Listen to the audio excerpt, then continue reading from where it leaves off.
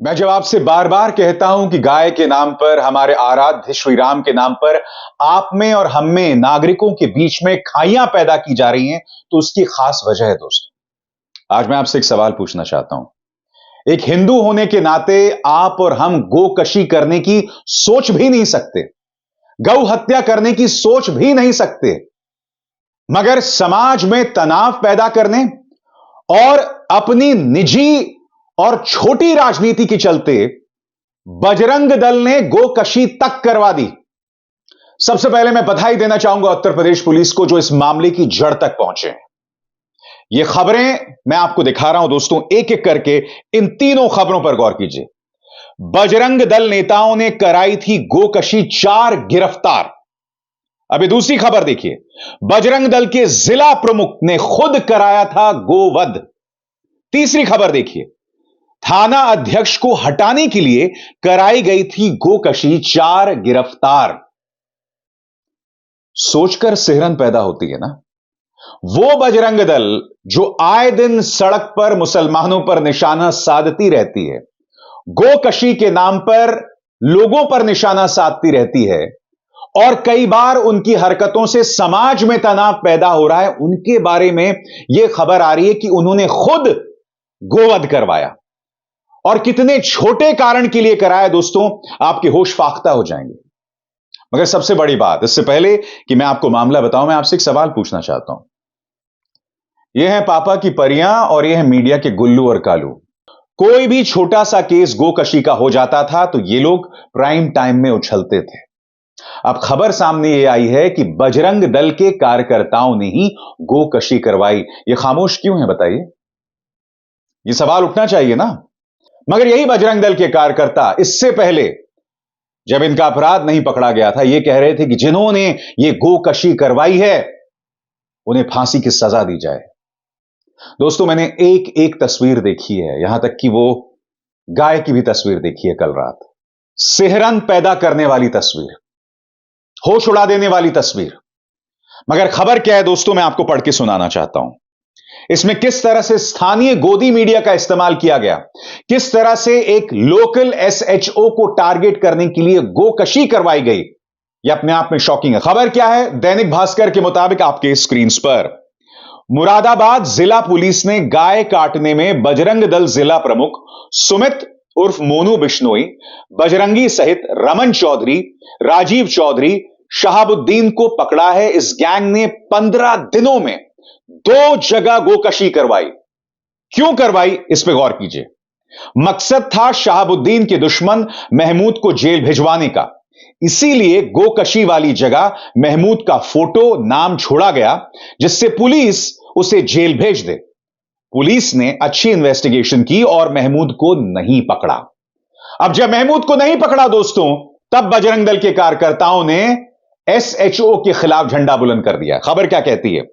फिर बजरंगियों ने एसएचओ को हटवाने की साजिश रची, इसलिए एक बार और गोकशी करके अवशेष फेंक दिए और खुद एसएचओ के खिलाफ प्रोटेस्ट करने लगे। लेकिन पुलिस जांच में सारी साजिश खुल गई। सुना आपने? एसएचओ को फंसवाने के लिए दूसरी बार गाय कटवा दी और प्रदर्शन भी किया। दोस्तों देखिए किस तरह से प्रदर्शन किया था।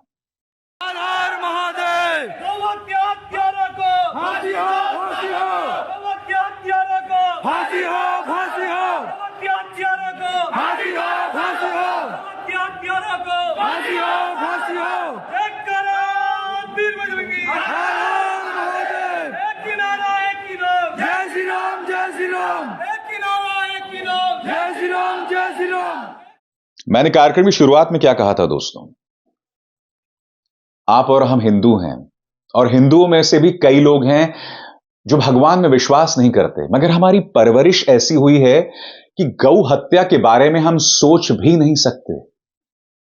बजरंग दल के इन कार्यकर्ताओं ने 1 नहीं 2 बार गौकशी की।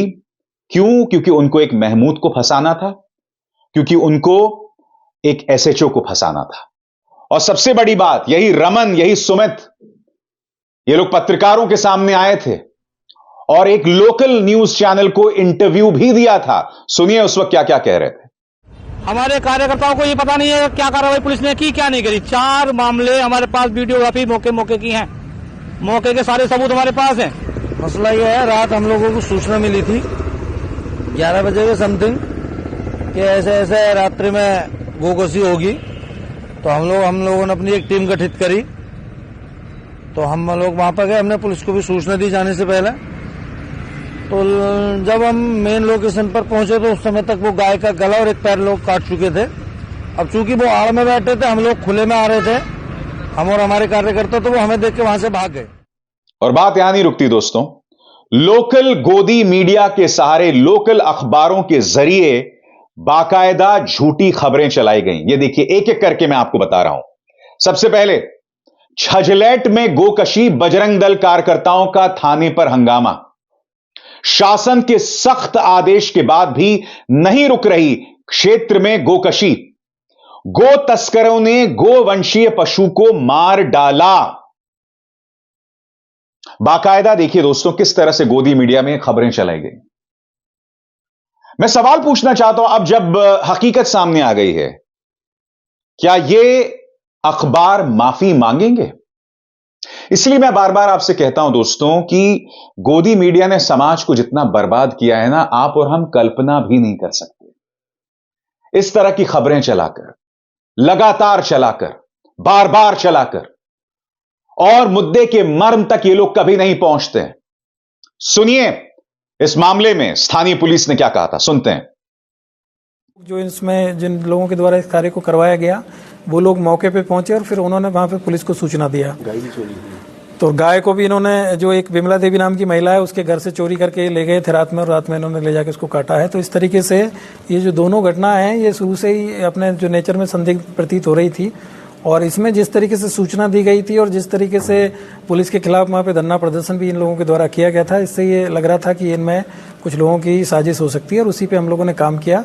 तो आज ये पूरी तरीके से इस चीज़ का पूरा खुलासा हुआ है, और इसमें इन 4 लोगों की गिरफ्तारी हुई है। 2 लोग अभी इसमें वांछित हैं, जिसमें एक जमशेद और नईम है, जिसने पहले वाली जो घटना है उसको कारित किया था। जो दूसरी घटना में जो शहाबुद्दीन के साथ में जो जमशेद है, उसका जो भाई है, वो अभी इसमें गिरफ्तारी उनकी शेष है। इनके ऊपर इनाम घोषित किया जा रहा है। दोस्तों, मैं एक बात स्पष्ट कर दूं, जब भी पुलिस कोई अच्छा काम करती है, मैं उसकी तारीफ करता हूं। याद कीजिएगा, जब पहला लॉकडाउन हुआ था कोरोना के दौरान, तब गोदी मीडिया ने तबलीगी जमात के नाम पर, मुसलमानों के नाम पर कितनी झूठी खबरें चलाई थी। यही उत्तर प्रदेश पुलिस थी, यही मुख्यमंत्री आदित्यनाथ की उत्तर प्रदेश पुलिस थी, जिन्होंने प्रोपेगेंडा को एक्सपोज किया था। कहा था झूठी खबरें। एक वो कौन, वो बेवड़ा पत्रकार है ना, काएं काएं करता रहता है, जो उसने भी झूठी खबरें चलाई थी। कई पत्रकारों ने झूठी खबरें चलाई थी। सबको एक्सपोज किया था उस वक्त उत्तर प्रदेश पुलिस ने। हां, यह बात अलग है कि उन पर कभी कार्रवाई नहीं होती है, उन्हें कभी जेल में बंद नहीं किया जाता है, मगर बगैर गुनाह के कई लोगों को कई सालों तक जेल में ठूस दिया जाता है। ये लोग जो समाज में लगातार नफरत फैला रहे हैं, उन पर कोई कार्रवाई नहीं होती। मैं फिर आपसे सवाल पूछना चाहता हूं, बजरंग दल ने किया जो, क्या कोई भी पत्रकार इस पर कुछ बोल रहा है? क्या इस मुद्दे को उठाया जा रहा है? दोस्तों, मैं एक बात स्पष्ट कर दूं, अगर कोई व्यक्ति जानबूझकर गोकशी कर रहा है, तो स्वाभाविक सी बात है, उसकी एक ही मंशा है, समाज में तनाव पैदा हो, दंगा भड़काया जाए। और यह हरकत कोई भी करे, हिंदू करे या मुसलमान करे। यहां तो बजरंग दल कर रही है साहब, जो आए दिन सड़कों पर मुसलमानों पर निशाना साधती रहती है। आज ये जो मैं कार्यक्रम कर रहा हूं, मेरी अपील जो है इस समाज के हिंदुओं से है, मेरे जैसे हिंदुओं से है। आपको अंदाजा है, ये गोदी मीडिया आए दिन छोटी छोटी खबरों को इतना बड़ा बनाकर समाज के अंदर क्या संदेश भेज रही है। और जब इस तरह की खबरें आती हैं, तो मजाल है किसी का मुंह खुल जाए, तब कोई बातें नहीं करता है। ऐसी ढेरों खबरें हैं। आपको याद है दोस्तों, उज्जैन की वो खबर, उस खबर में मैं नहीं भूला हूं, न्यूज 18 ने उसे जोरों शोरों से चलाया था। खबर क्या थी?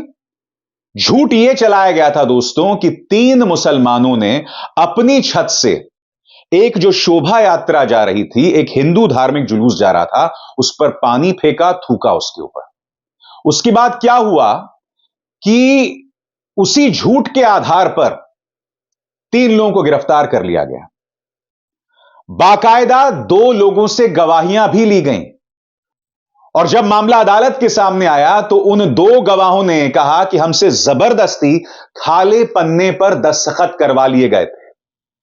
यहां तक कि जिस वीडियो का सहारा लेके मुकेश अंबानी का न्यूज चैनल लगातार वो खबर चला रहा था, उस वीडियो में भी कुछ नहीं दिख रहा था। उस वीडियो में यही दिखाई दे रहा था कि एक छत पर 3 मुस्लिम लड़के खड़े हुए हैं और वो आपस में बात कर रहे हैं। उस वीडियो में कहीं नहीं दिखाई दे रहा था कि वो थूक रहे थे या पानी फेंक रहे थे, मगर किसी ने बवाल किया, उन तीनों को गिरफ्तार कर लिया गया, जिनमें से 2 नाबालिग थे। 2 नाबालिग को 1 महीने बाद छोड़ा गया और करीब 6 महीने तक जो वयस्क था वो जेल में रहा। मामला जब अदालत में आया तो गवाहों ने कहा कि भाई हमसे तो जबरदस्ती लिखवाया गया है। मगर जब यह खबर पहली बार आई थी तब याद कीजिएगा किस तरह से न्यूज 18 ने, तमाम न्यूज चैनल्स ने इतना बवाल किया था, लगातार बवाल किया था। मगर जब हकीकत सामने आई तब किसी का मुंह नहीं खुला।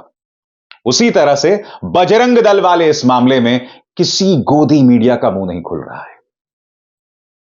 अपने इस मंच के जरिए मैं हमेशा सांप्रदायिक सौहार्द की अपील करता हूं, कॉम्युनल भाईचारे की अपील करता हूं। क्यों करता हूं? क्योंकि जब दंगा होता है ना दोस्तों, तो उस दंगे में सिर्फ मुसलमान या सिर्फ हिंदू नहीं मारे जाते। दंगे की चपेट में जो भी सामने आता है वो मारा जाता है। मैं नहीं चाहता हूं कि हम एक ऐसे समाज में रहे जहां हमेशा तनाव रहे, जहां धार्मिक तनाव रहे, जहां आप और हम सुकून से नौकरी ना कर सकें।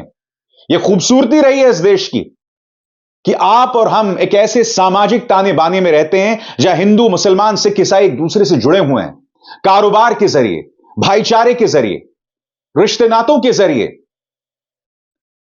एक पॉलिटिकल सोच यह सब कुछ खत्म कर देना चाहती है।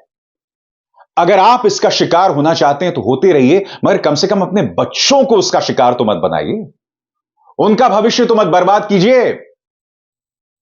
बताइए, फिर भी देखेंगे उस जहरीली गोदी मीडिया को? भैया मैं तो कहता रहूंगा और लगातार कहता रहूंगा। कुछ लोगों को मिर्ची लगती है, और मैं क्यों कहता हूं? क्योंकि मेरे अपने निजी हित हैं, मेरे अपने सेल्फिश रीजंस हैं। वो सेल्फिश कारण क्या है, वो निजी हित क्या है, मैं आपको बताता हूं। क्योंकि मैं चाहता हूं कि मैं अपने बच्चों को एक ऐसा भारत देके जाऊं जिसमें सुकून हो, जिसमें आपसी भाईचारे में दरार ना हो, जहां हम आपस में कुत्ते बिल्लियों की तरह ना लड़ें, जहां 24 घंटे हम भड़के हुए ना रहें, जहां 24 घंटे हम डरे हुए ना रहें कि अगर फलाना व्यक्ति सत्ता से चला जाए तो मुगलों का राज आ जाए। नहीं साहब, मैं वो भारत अपने बच्चों के लिए नहीं देकर जाना चाहता। क्या आपको मेरी बात समझ आ रही है? सोचिएगा जरूर। अभिसार शर्मा को दीजिए इजाजत। नमस्कार। स्वतंत्र और आजाद पत्रकारिता का समर्थन कीजिए, सच में मेरा साथी बनिए। बहुत आसान है दोस्तों, इस ज्वाइन बटन को दबाइए और आपके सामने आएंगे ये 3 विकल्प, इनमें से एक चुनिए और सच के इस सफर में मेरा साथी बनिए।